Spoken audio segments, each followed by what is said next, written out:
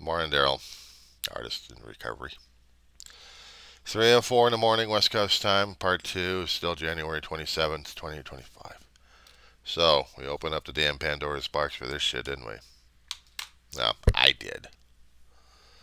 I know you're going on ranting with everything else going on. You finally decided to go a little nutty regarding the politics, but when it came down for personal stuff, I had to open it up because February is a pain in the ass for me, dude. And I was trying to tell you about that one. I know about Audrey, and she was a wonderful looking woman. Very much with you in many aspects. And it was good that you had her. Just for a brief moment of life. I guess in a way you guys have always been tied to each other. And that's cool. I hadn't found that. But I was tied to my family. February is where I lose Ma. 2013 is when she died.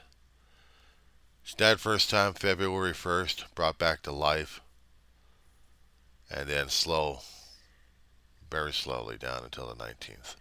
And then that was it. And during that time, I was driving me and my brother crazy. We didn't realize at the time that all throughout the last several months of her life, she had been in a downhill. Oh, they kept her on home hospice. They knew she was dying slowly, but they didn't know when. But we had to monitor her, so did the medical staff. Every week we would have somebody coming over taking readings on her. But we didn't realize for 1 month we actually had visitations from the family that had already been passed. Past friends, past family members, all reassuring Ma about the passage, including a chief angel that was going to be taking her home.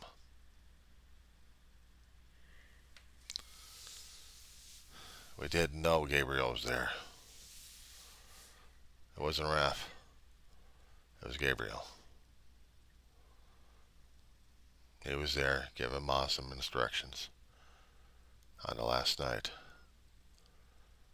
And he was reassuring her that it was going to be easy. The thing is about angels, when they're hanging about like that, sometimes you feel a cold presence. In our mortal realm, we can't see or feel or anything about them, except we denote the temperature decreases on some areas. And when it starts turning cold, it means the ambient, they're sucking in all the energy they can for themselves. But it's also sucking out the warmth in the air. There have been times when my family had experienced grandma's passing and then experienced her spirit in the home when we lost her. Didn't realize what the hell that damn cold spot was. But we had. It moved on when we moved on. We hadn't felt anything of that after that. But this was a long time ago. Hell, there had been one instance where actually I lost a favorite aunt before her sister passed away, which was my grandmother. That I had a visit about several months after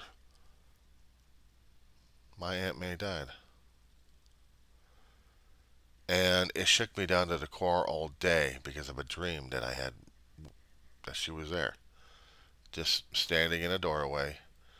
I'm in a bathroom trying to get my stuff together according to the dream. And I turn around and there she is standing in her blue and white housecoat as I remembered her, smiling at me. It rocked me the entire day. I couldn't concentrate on schoolwork. I was junior high at the time. I couldn't deal with it. I couldn't deal with it.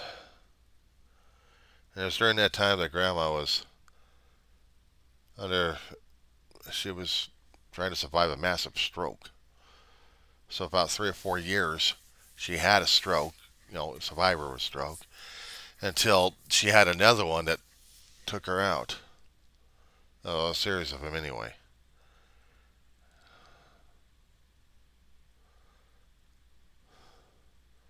I never did remember any dreams about her visiting me during those times. It's not until decades later that I started getting dreams about Grandma. Once in a great while, she'd pop in. Ma would pop in. Most of the time, it's Big Brother popping in my dreams. I don't see things. I don't hear things moving around much, except it's an apartment complex, so I assume things are moving around for one reason or another because I hadn't seen any supernatural stuff here. If it happens, it happens. At least I'll have some ghosts to talk to.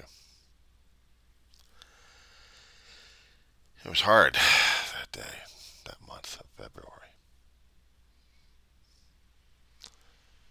Dave and I were going through an eviction process. Ma was dying. She wasn't coming with us. But if she still stuck around, she would have been evicted too. But she passed. Tore me and Dave apart. I mean, got into 12-step meeting halls, and then I'm about to destroy chairs. Get in one chair, and I'm like, John, you're on. John, are you okay? You want to share? I'm not quite sure I want to share. Let's go outside and share. Go outside. This breakdown. Oh, God, breakdown like crazy. You get into 12-step meeting halls and you go there long enough. You hear the stories of what the people have gone through when they lose people. And sometimes they use that anger that they want to hit someone really hard. One of the guys we really didn't like as much, but we tolerated him because he'd been through a hell of a lot of physical crap, and then he lost his brother. That thing oh God, that got me and David on that one. This is well after Maud passed, and this was at a bingo game. We already had some sniping and griping at each other, actually Dave and him, but we tried to keep it cordial. The wife of his was, well, challenging enough anyway. Control freak.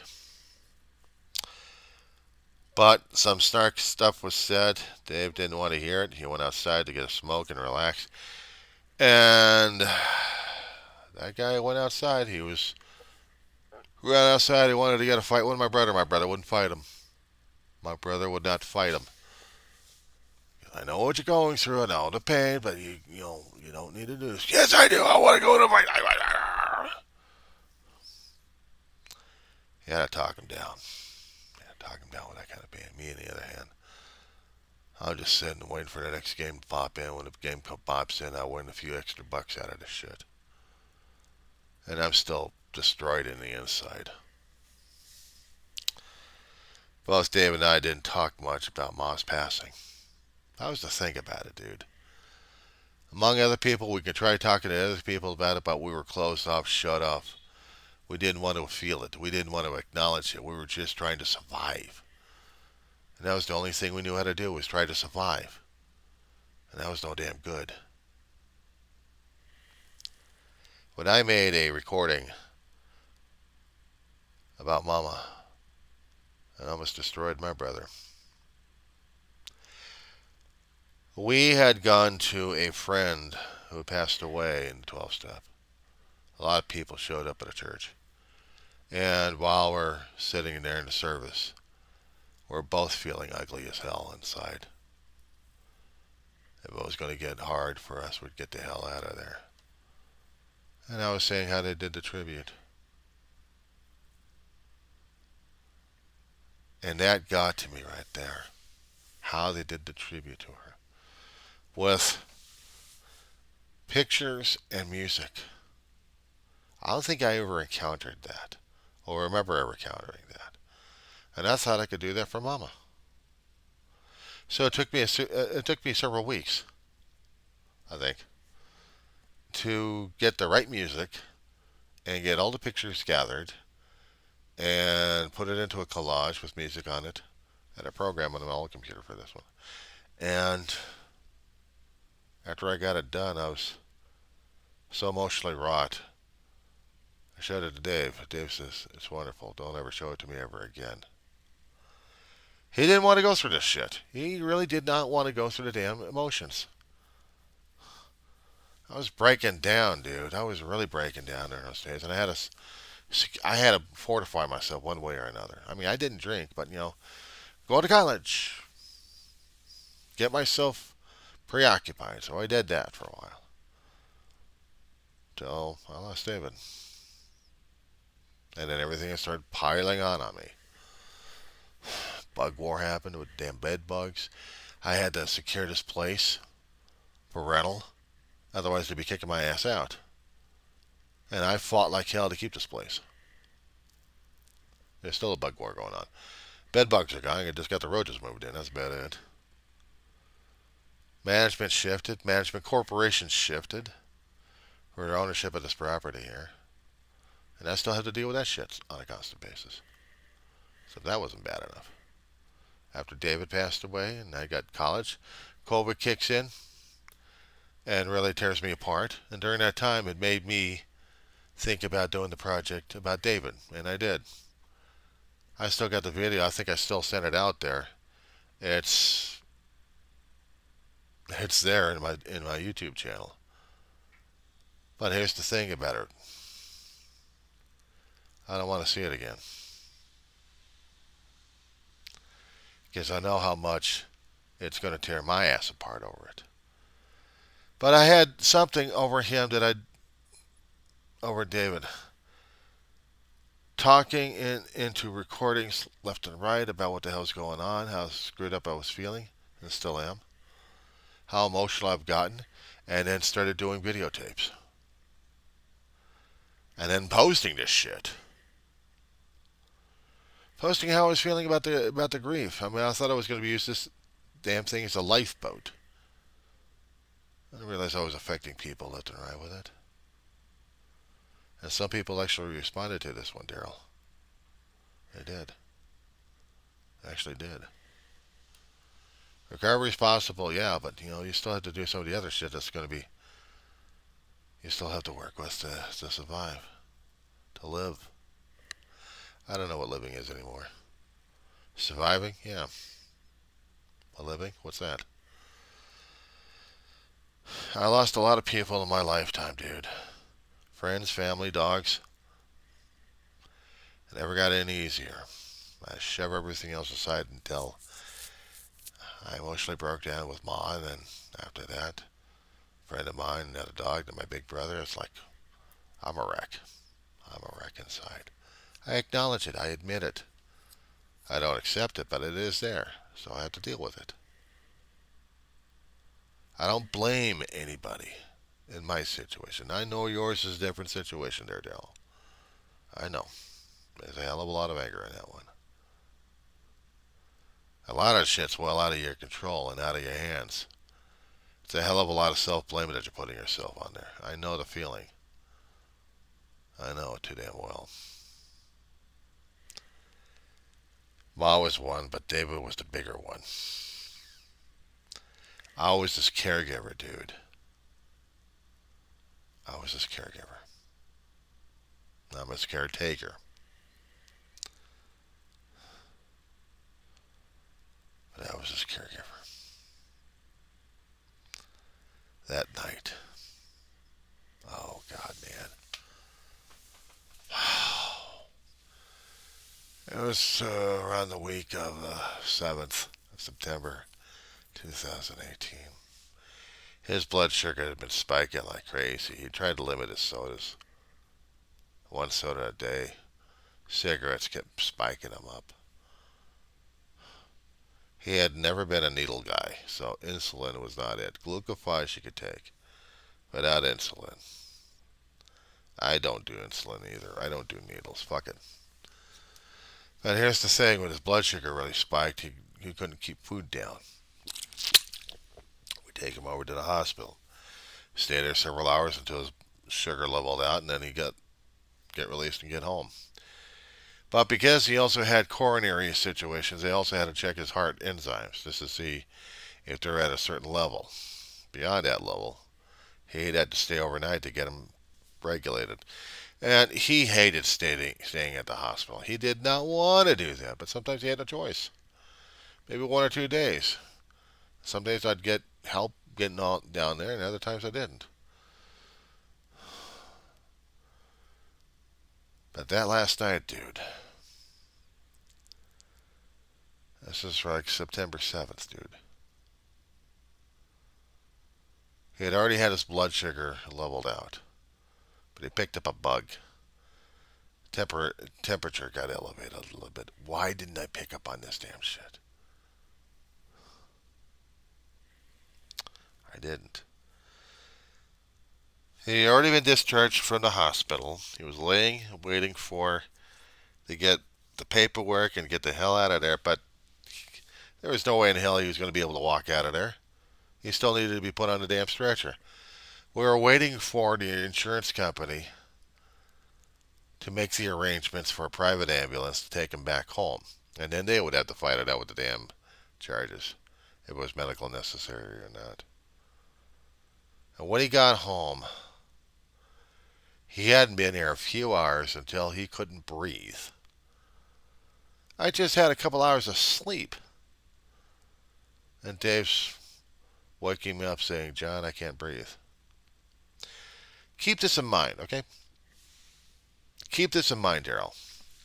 My brother was going through this shit after having several mini strokes in his head. They call them trans-ischemic attacks. Blood vessels being affected.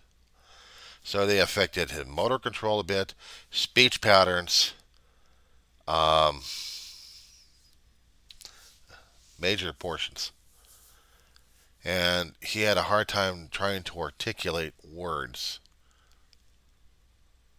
to tell me what he wants, what he needs, and what he needed to say. It pissed him off because he likes to be the great communicator. And he made sense this time, and it scared the shit out of me. I get him over to this chair, this spot here. I'm looking at him directly, looking at his eyes, looking at his skin tone. Was there any bluish? Was he losing any oxygen? He was somewhat breathing ragged, but he was still breathing. And then I had to get this area cleared out so we can get the ambulance, stretchers over here to get him in it. He was actually able to put himself onto the stretcher, and they hooked it onto oxygen. I gathered the stuff I needed to get, put Mama away, lock up the place, get into the ambulance in the cab, front portion, and start making contact with people, the transportation issues I'm going to have. In case I need to get home, bring stuff to him, or get ready to take him back home.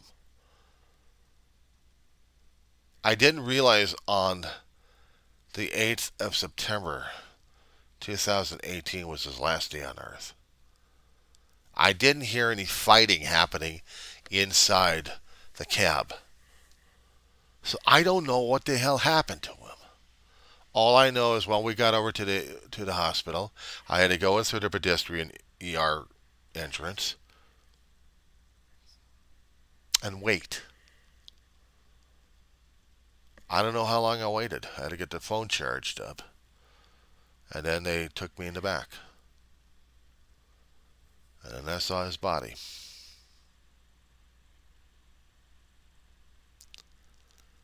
I didn't want to see his face. It was bad enough seeing Mama's face, and I had to kiss her on that one. And all I could do is yell and scream at my brother.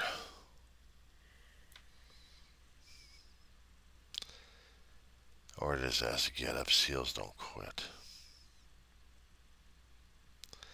I always had security escort me out.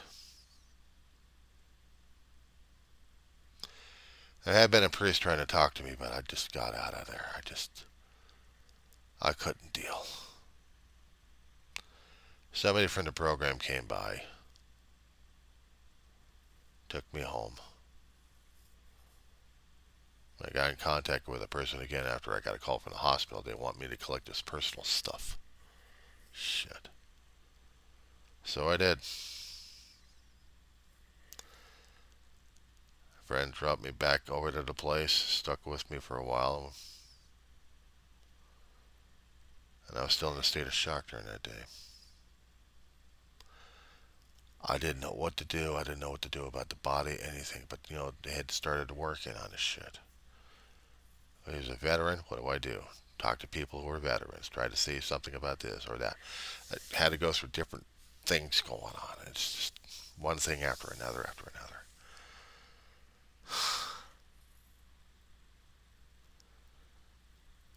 I had friends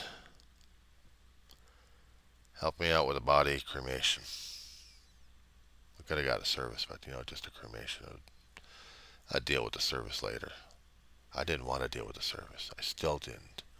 I still don't. I figure every time I kept doing the logs and kept talking about him and kept talking about my brother and regaling stories in all of my videos, I'm doing a service of sorts. In a way, trying to say goodbye over and over and over again. But never really saying goodbye. Never realized, never wanted to do that. I've been to too many damn funerals. I hated it, every one of them. Too many people I cared about. I didn't want to do that to Mom. Dave didn't want to do that to Mom. I sure as hell didn't want to do it to Dave either. But the funny thing is, nobody in the family of the genetic or even the extended actually came by to see what the hell was going on. Except for the two friends that helped me out pay for the cremation. That's about it. But after that, everybody else was just avoiding me like the damn plague. How does that grab you? It didn't grab me very well. It didn't grab me very well because I didn't know how to handle this shit. I really didn't.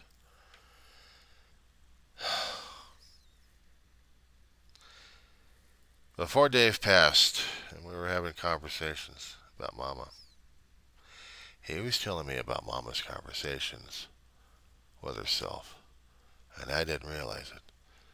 And I was looking for that kind of key in my brother, and I didn't see it. I didn't hear it.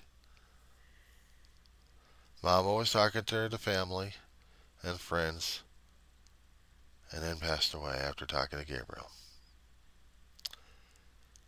Hours before she passed, back in 2013, February 1st, I fed her last meal, which was pomelo. I can't even find one out here that I can get my hands on. I want one. Ma got hooked on pomelos a long time ago at a farmer's market. She had to have them all the time, but it interfered with some of her medications. Something about the chemical imbalances, something about interactions with what the fruits, juices, and genetics are going against medications that kept Ma going. But she loved the pomelos. Like my brother enjoyed his cokes and his smokes.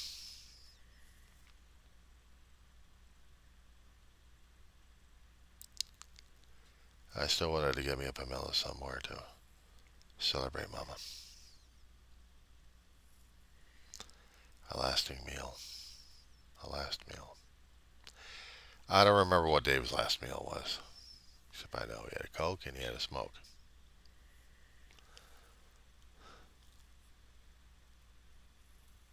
And when me and my friends had taken Dave over to the crematorium, a mortuary first, I would be taking him over to the crematorium. I had personal effects that were going to be burned with him, including a baggie of Coca-Cola and a package of Marlboros. Dave wanted to go out with a bottle of booze. Jack Daniels, nah. No. The peppermint schnapps and Coke, it was his drink. when he was drunk all those days. And he had to switch cigarettes left and right, but Marlboros were the one he could try smoking all the time if he could afford them. So that's what I went with him. It's just a can of Coke in a baggie, the liquid contents anyway. And another baggie was smokes. So I figured he'd have a soda and a smoke up there. Of course, if he said he was going to get buried, he would have his ass sticking up and have everybody else kissing. That was my brother for you.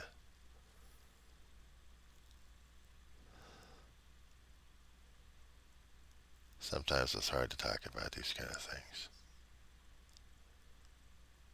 It's hard to talk about them, Darryl. I'll pass this one over to my Reverend. I figured he would have it. Have the link.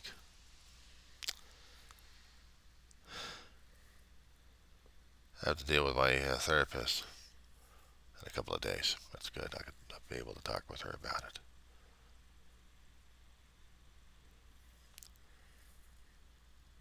February is when the class session starts.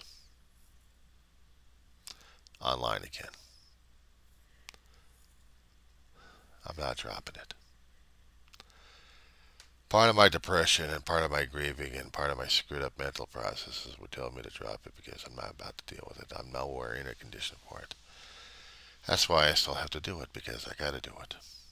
For her, for Dave, for me, and for God. We're gonna do this. We're gonna get this shit done and over with. And shortly, hopefully we'll be graduating. I'll be looking forward to it. It's about 3:30, about time for me to see if I can crawl in for another hour or two. She's sleeping, and I'm hoping she's quiet and calm enough that I can get an hour of sleep. I'll talk at you later, Darryl. Hey, you try to have a good one, and you hang in there for today, okay? Darryl, if you need to talk to me, okay? Talk to me. Don't send a little text. Do something like doing a video letter and send it to me. See how the hell you're doing, okay? Let's keep up in the contact, shall we? Please. I'll talk at you later, pal.